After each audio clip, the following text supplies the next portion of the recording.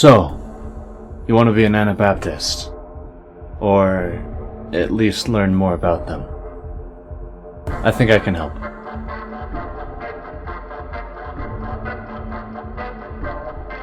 Hello, my name is Max and I will be the Palebird today. If you didn't already know, DEGENESIS is a post-apocalyptic tabletop role-playing game. If you would like to learn more about the world itself, or get the books, they're on the website, and there's just so much there that I myself could not sufficiently simplify. In a world shattered by an apocalypse that has had centuries to redefine itself, humanity has survived dozens of generations of hardships, and that's not going to get any easier. Various groups of people have built themselves a place and a purpose within this blasted heath. In the world of DEGENESIS Rebirth, there are organizations and societal structures that have found themselves in positions of power and influence across various regions. This video series will give a basic overview of the world through the eyes of the 13 cults, hopefully giving you a better idea for an NPC or a character, or just a better understanding of the cult. Today, it is the Anabaptists. When I first started GMing and playing DEGENESIS, I made the mistake of trying to explain Anabaptists as New Testament Christianity, or a combination of farming-heavy Teutonic pseudo-Lance Connect society, or I just take too much from the Boondock Saints, Kingdom of Heaven, and the Book of Eli. It is much more than that. Life is demanding, and it's going to stay that way. The dawn is met with incense and morning meditation, prayer, anointing yourself with oil. The ring in the nose is a humiliation and a realization that the body is mortal. It's a safeguard against keeping you from the unconscious temptations of the demiurge. The three symbols in the forehead, a proclamation of faith, the union of the mind, the body, and the soul, one of the most permanent aspects of the religion. And then the headband. Simple enough, tying back one's hair, but for the purposes of theology, the path to salvation is clear, not impeded by small, thin, unimportant things. Like a millennia before the Anabaptists, baptism very well may be meaningless if the subject knows nothing of faith. The first step into righteousness must be a conscious and willing choice. Anabaptists are not a direct familial lineage. This religion is made up of fathers and mothers and brothers and sisters, but they can be related by blood. It's more important that they are related by faith. It's a community. A pack or a gang is a humble word given to what might appear more akin to a parish or a club even. Whole groups of workers and warriors share the motifs of the cult. It could be a family, it could be a neighborhood, it could be cities. And each sect will have differing monikers, styles, even religious doctrines. In the search for paradise, Anabaptists must combat the demiurge in all of its forms. In the most extreme, aberrants, psychonauts, to the smaller vices of man, and the all-important, tireless effort to shape the world into Eden. Both constructive and destructive Anabaptists congregate across the land. Bordka, Franca, Purgare, and Poland. Each of these regions, Anabaptists can easily be found in them. Each culture will cultivate a certain flavor of Anabaptists. Francan Anabaptists, either from Bassam or Britain or anywhere else really, they'll be fighting against Ferromancers and their endless massive drones.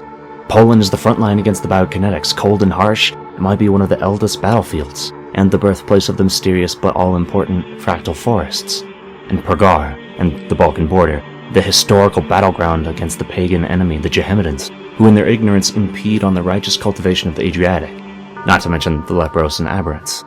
And then Borka, wheat, water, and Cathedral City, a safe and all-important capital to the glorious faith, where Baptists lead, emanations are dissected, and emissaries carry them across the land. No cult or religion has the same passion to change the world, the conversion rate, or the righteous zeal channeled into a swing. Anabaptists are a cult that have formed huge webs of alliances, deals, treaties, and tributaries. It would be an extreme failure of anyone not to recognize the importance or part that Anabaptists play in this world. If truth is painful and ignorance bliss, then the path of neognosis requires toughness and endurance, while those who prefer pleasure or willful idiocy live in sin. The rivers of life, literal or metaphorical, are a good way to think about the tenets of Anabaptism. Perat, Hiddekel, Gihon, and Pishin, rivers which feed the Garden of Eden, and are the respective oils that clear the mind towards enlightenment. Proliferation, patience, passion, and perseverance. Life will be filled with the smell of frankincense, and the sounds of the devout muttering in prayer. leadened muscles and a stiff back from a hard day's labor. Pride in seeing your child walk the same path that you do. They stifle and grimace as the piercing enters their nose, relieving oneself against a wall, drunkenly splashing on the cobblestones, refreshed by the cool air and ready to resume carousing with your orgiastic pack. There are many ways to practice true righteousness. Lead by example. Be good. It's not a promise of alleviation from the pain of the world, but a justification to endure it. Mohammedans could have been at one point spiritual brothers. They weren't so arrogant in their isolation, single-mindedness, and they could take their head out of the ass of a goat for just a moment to see the world around them. Now they're your adversaries. Flares, a certain group of clanners, they have a presence in Purgare, a spiritual heartland of the Anabaptists. They have the ascetic portion down, maybe a little bit too much. They've got the passion, but not the constructive plan. They will try to usurp you. Hell, these battalions, they are doing holy work, though they don't understand the importance of it.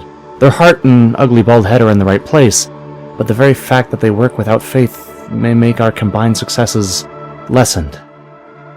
Remember that we are sedentary and we walk on hallowed ground. Lay claim to the land that you'll tend, or the battlements that you'll man. Don't give up an inch. Not to the enemy, no mercy. There is no knightly or fair play in battle. No sword, use a stick. No stick, use a rock. No rock, use your fists, your feet, and your teeth. You may lose your life, but make the enemy pay. You are the spiritual bastion, and our cult very well may be the only way that we, humanity, will reach Eden. An apocalypse has happened, and the world was shown to be the creation of the demiurge, corrupt and the failures of the past laid bare for all to see. The gods of yore are the devil and his minions. This rebel, this fool, this devil, who burrows deep in his own hollow creations, delights in the bloody sacrifices offered up to him, draws joy created by the impulses of an imperfect flesh. No matter how beautiful or seemingly his creations we are, they are simply an illusion. Yet within each dishonest veil is a kernel of holy truth that can be expanded. Humanity borders its end. You stand on the side of glorious, reachable salvation and forgiveness, opposed to the forces and negligences that would leave the world a ruined, pestilential carcass. Not everyone who is touched is truly faithful, but a pure devotee can come from anywhere. No matter how old or how young, how troubled or how innocent, the Anabaptists will find a place for them. Touched should receive their religious education by a senior Anabaptist. It is telling what a usual touched is given after their ceremonial transition into their new life. Farming equipment and seeds. The potential fruits of your labor, both spiritual and physical, and the means to cultivate it. You can be shown the doorway, but you yourself must walk through. For Furers and Orgiastics, their spade is a sword. They excise the earth of its evils and imperfections, taking it right to the demiurge. A realization of the physical is paramount. Evil cannot be conquered by faith alone. You need a workout routine. On the other side of the coin, ascetics and Elysians, healers, menders of the mind, those who suture the soul, bolster bodies and dress the wounds of the world. Disassociation from the physical is paramount. To rise greater than the earthly realm requires a separation from the body. Focus on the mind and cover the truths of the world through the toil and through training.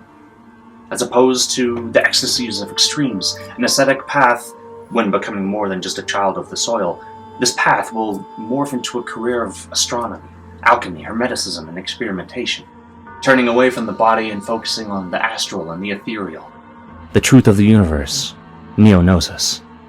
That being said, if it is divine providence that a touched should realize their pneuma at the bottom of a bottle or the edge of a sword, beggars cannot be choosers.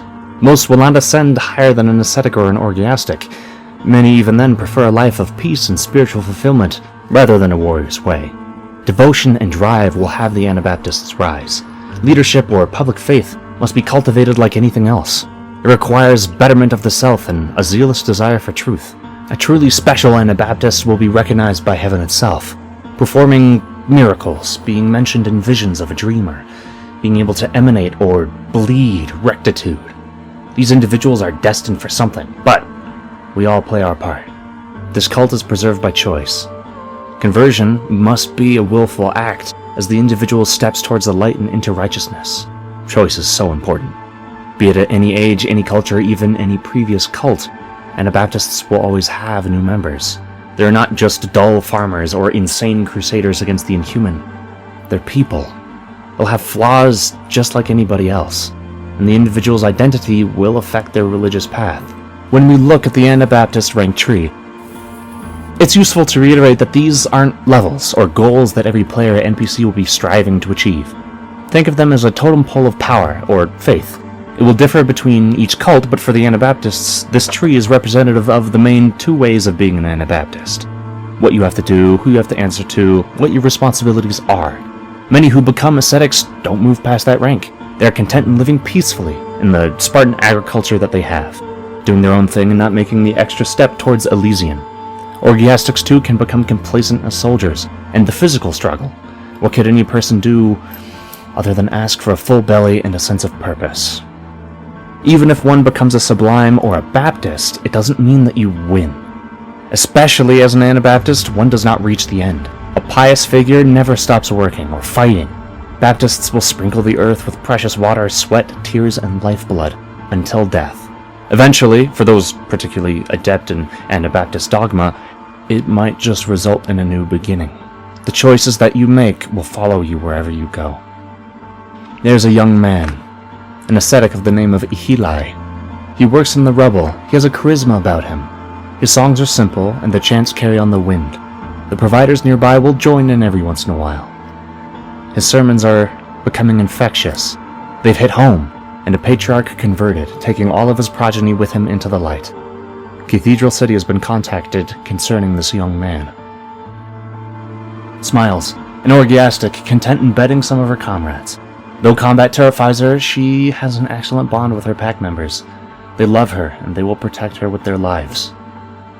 Even if they're jealous, they'll fight for her, and oddly enough, she may have what it takes to be a Führer, just not a monogamous, chaste one. Yathias, a touched one. He was not born to the Anabaptists, but he was found by them. A kind, smart child, he would have episodes of speaking in tongues, or other ones catatonically staring into the fire.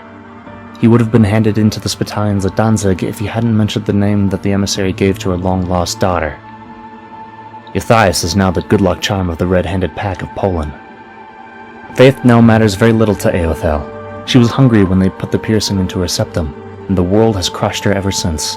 Eothel worked very hard to be able to slack off later in life, an ascetic in a cushy role, aiding pilgrims on the Eden route, to then an Elysian in Perugia, due to a roll of the dice. Ultimately, a emissary after some emanations. She headed to Africa. An easy, prolonged visit in Syracuse, besides the clanging of metal, tea and wine every afternoon with a magnate too bored to oversee the construction yards. Not bad at all. Vrang, an excellent Führer. He's fought in Poland and in the Adriatic. He needs combat. Peace is neither fulfilling nor profitable. It doesn't matter if he ages, he wants to fight, drink, and fornicate. His pack used to be several dozen strong, but now it is just a pair of orgiastics begrudgingly following him. Hyperspenia and Balkan. Both of those have Jehemed's ilk. Hyperspenia's warmer. Whoever pays Vrang for his services pays more than the Almighty does. Some young ones feel the pneuma coursing through them, and choose to be on the path. Many decide that life has a spiritual purpose, or they accept the faith for the fraternity rather than the actual spiritualness of it, while others bow their heads to a powerful cult, accepting the tattoos and the piercings, so that their next generation survives. And others more become Anabaptists because bread fills bellies better than pride. These battalions are your atheistic allies. Trust their motives, but not their methods. Chroniclers have always held grudges, but it's an unchangeable past. Anubians are useful, they can make very good Elysians, but beware the witchcraft. Clanners, there are many, some of which admire you and even share in your faith, but many more will be swayed by material and unvirtuous acts. After a long day, tilling the dried earth, patrolling through the frozen wastes near Danzig, maybe contemplating neognosis through an extended meditation, it would be rare for an Anabaptist not to finish off their day with a cup of hot distillate, a liaison with a local clanner, or maybe even a bit of the demiurge itself. Anoint yourself. Focus on the pneuma within. Get a good grip on that scythe. Be sublime. Whether it's for your new campaign, or a character, or even just a thought experiment, I hope I've helped set a frame of mind, establishing and then destroying what it means to be an Anabaptist. I know this was a lot, and take your time. If you want to read directly from the source, I highly suggest it. Primal Punk and then Katharsys. And that usually being the way to go, Jehemed's trilogy also has In My Blood and Black Atlantic a lot of Anabaptist stuff to draw upon. So entering spoiler territory there. If you want to focus on the Anabaptists right now and have like a little bit of snippets, I have a couple of recommendations, specifically Cathedral City and the Cross Quarter. They're on the website. They're pretty good. I like them a lot. Especially the Cross Quarter. It's a very urban Anabaptist lifestyle rather than the warfare/agricultural one. I appreciate that part. I had to do a lot of extracurricular reading for this, specifically with like Huguenots, Cathars, Anabaptists from the 16th and 17th century, just a whole bunch of heresies, for sure. I highly suggest, if you are making some Anabaptists, look for some like historical stuff about Cathars, or even the Gospel of Judas. I mean, there's kernels of it in DEGENESIS itself, but there's just a lot of, in general, weird theological reasoning through all of those. I would ask that you please consider joining the Discord. There are many just kind and smart people there who are more than happy to help answer questions about the world and like bounce off ideas of campaigns and characters, I myself included. So keep in mind, as an Anabaptist, but in all things, this is the world we live in, and these are the hands that we're given. Use them, and let's start trying to make a place worth fighting for, to make a place worth living in.